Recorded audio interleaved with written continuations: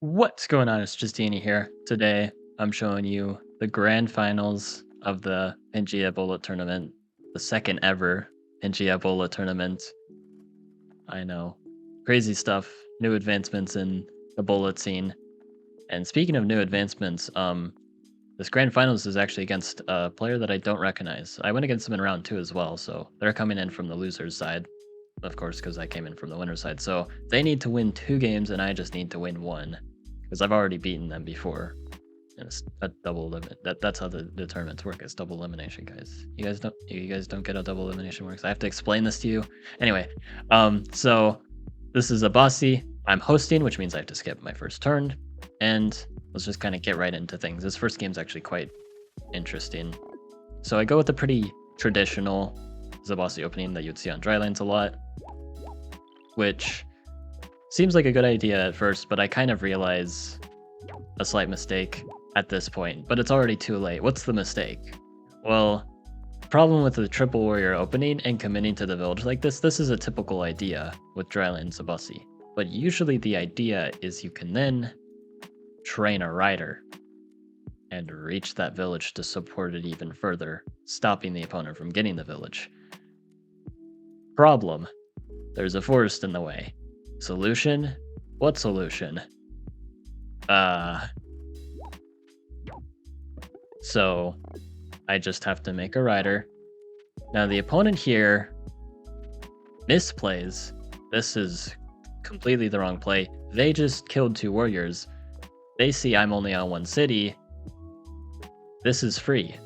It doesn't matter like where my units are positioned. I only have 1 rider. So I've been given a second chance of life after my horrible opening play, which we don't talk about.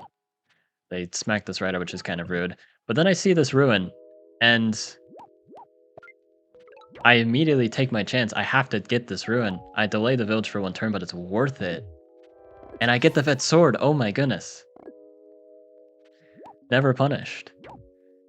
Okay, they take out my vet sword, and then I rode here. Why do I rode right here?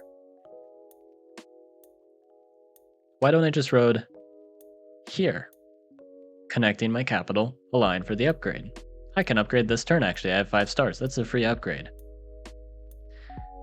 Why don't I do that?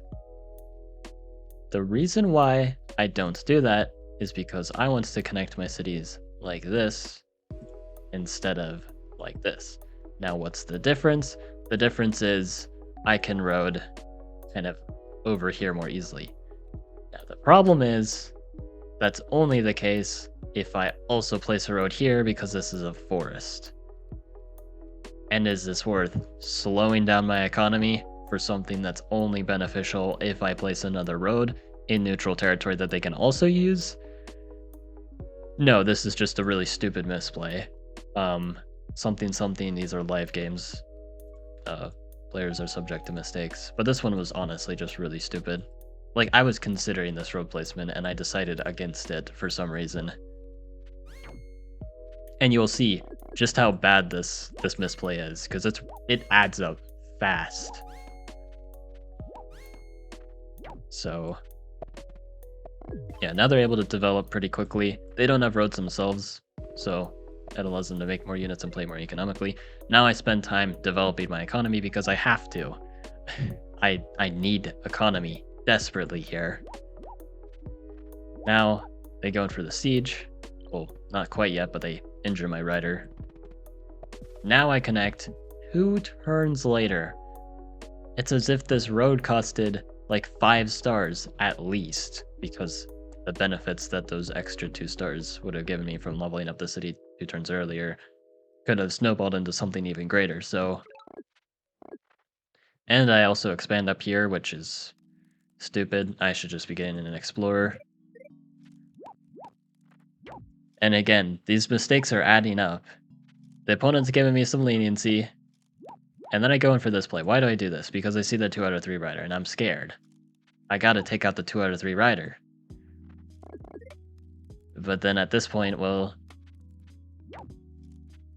there's a bit of an issue. I took out their 2 out of 3 rider, but gave them 2 giants in return. Yes, they were going to get these anyway, but the problem is I'm down so much in tempo. Where's my giant? I can get Gate of Power for a giant, but even that is pretty slow. It's not coming from here unless I get like a fish in a port. It's not coming from here, or like I get construction here. It's only coming from here where I get all these farms with like 15 stars, including the 5 stars being refunded. And I'm not even getting a next turn. They've got 2 giants. Right now, if we do a little count on their economy, 5, 9, 16. Double my economy. I mean, there's a siege, but almost double my economy. Yes, we're even on cities, but the tempo advantage that they just got from all those good trades early on, slowing me down a ton, and all the silly mistakes I made in development, just absolutely comes back to bite me here. I'm hopelessly lost here, so I just resign at this point. So now, in a quick turn of events, only one game to decide the champion of the second ever Pangea Bullet Tournament. Let's go ahead and cut to that. All right, so this time I'm not hosting. Let's check score. They have a lighthouse spawn, and that gives me a good amount of info. Again, because this doesn't work the same as Drylands or Lakes Bullet, Pangea is not a quadrant-based map, so lighthouse spawns can't just be in the north. They can be anywhere. Either of these are valid spawns, but I know where they're not. They're not over here. They're not over here.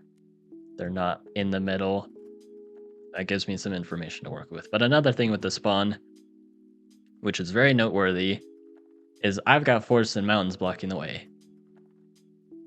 And this is going to change a lot with how I play this. So, I see this village. I get climbing. I take this immediately. And yeah, why the early climbing though? Only 2 mountains here. Well, normally you go early riding with Imperious, but I can't quite do that here. There's a slight inconvenience for me. So I opt for climbing to get the necessary vision to then see what to do next. Likely going for archery, that's my idea here. Or maybe I invest in riding roads. It kind of depends on the situation, but climbing's a good start. It's going to allow me to hold a stable position and not just get run over by their riding, since they've got a nice open field to work with. They avoid the center village, as they should. If they took this, they would be silly. Don't walk in the center like that. Don't do this on Drylands. Don't do this on Pangea. Don't even do it on Lakes, honestly. It's just risky. But yeah, I step on the ruin here. I was considering going down, skipping the ruin to get this village. But unfortunately, they're there absolutely in time. They can take this from me, no problem. So I have to get the ruin here and just deny them the city, which is sufficient enough. But I'm just going to be sitting here with a bunch of warriors, and I get a star ruin, and well, what do I do with these stars? Seriously, what's my game plan? I just got a star ruin. I'm sitting here with 21 stars, and after training the warrior, 19 stars. What do I do? Well, let's think about it. Well, I can get fishing. Okay. Get some ports, get some level 3 cities, get this city back here. That's something, but then I just leave the middle of the map completely exposed because I'm spending all my resources developing and focusing on the edges of the maps. The villages are all in the middle, so fishing isn't too good. Okay, well, what about something like archery? Okay, well, archery's 14 stars, then I only have 5 left. I get some nice defense bonuses, but I can't actually make progress. This city, I'm not taking. If there's another village down here, like at all, then it's just simply a 3-on-2, and my archery's not going to help that much, especially against riders. Do I have Math Rush? Where's the giant? Where is it? There is no giant for Math Rush. And Math Rush is still really slow even with the resource rune. Mining Smithery? Absolutely not. Well, what's the play here? What is it? And this is a live game. I don't have a lot of time to think about this. They play their turn, hit this warrior, and I come up with this. I just rode my warriors in and just rushed this center city down, blocking with all these chunky little guys. And I'm just hoping to hold. And it does hold. Could they have done something about that? No, actually. This holds. They cannot break through. I'm keeping this village. And I've got more warriors to supplement. I am absolutely keeping this. I'm just able to lunge forward in the center thanks to that star ruin. That was really the only viable use of the star ruin there. And I go for the road connection as well, which is pretty nice, but let's do one even better. Explore. Why explore? There's one reason why I'm getting the explore. One and only one reason. If this one possibility did not exist, I would not be getting an explorer, and the workshop would just be better. I already have good information. The only point of this explorer is to go on this tile to get the lighthouse. And that lighthouse is so important here. Not because it gives me a monument. I'm never getting that I've got here. It gives me the level up on my capital to train a rider this turn. And that rider is going to be very important in kind of keeping things going. So the explorer goes back, but then it does return. And I get that level up, that oh so important level up that I spent an entire star per turn for getting information of the board that I already knew. And now they go for this kill. This is a mistake.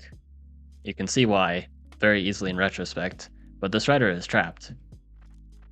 So it has to make an awkward retreat where I can now kill it for free. I rode up, and now I'm set up, poised, and ready to attack. And now, at this point, the writing is on the wall. You guys can already see taking this capital. But in the heat of the moment, I go on autopilot, and I make one small sequencing mistake. That doesn't kill, and now this warrior can be killed. It's only 5 HP. I block. I go for the siege anyway.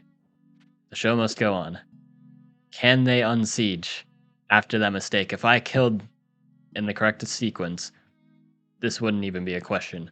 Of course they can't unsiege, but now it's really close. Well, they can kill this warrior. They can maybe use this 1 HP warrior to do something. It only deals 2 damage there, though. So, well, what if they hit with the rider first? If they can kill this rider with like a 9 or a 10 HP plus a warrior, they have just enough to unsiege. And they go for it. They send the warrior up. They kill that with the 5 HP. They send the 10 HP here, brings it to 4, and they resign. 1 HP. If I had 1 less HP on this rider, they would unsiege. The game would go on, and they'd be able to stabilize, and who even knows what would have happened. I would have lost most of my advantage, that's for sure. But 1 HP, never punished, guys. This was planned for the content. If I didn't do that, it wouldn't have been as close and exciting, guys. But yeah. Second ever Bola tournament for Pangea. Yeah, and also like my second ever Bola tournament win. I've only played 3 of these tournaments, and I've won 2 of them. I don't know. Very luck-based tournament, probably. That's how I can win. But I hope you guys enjoyed. Like and sub, and have a good one.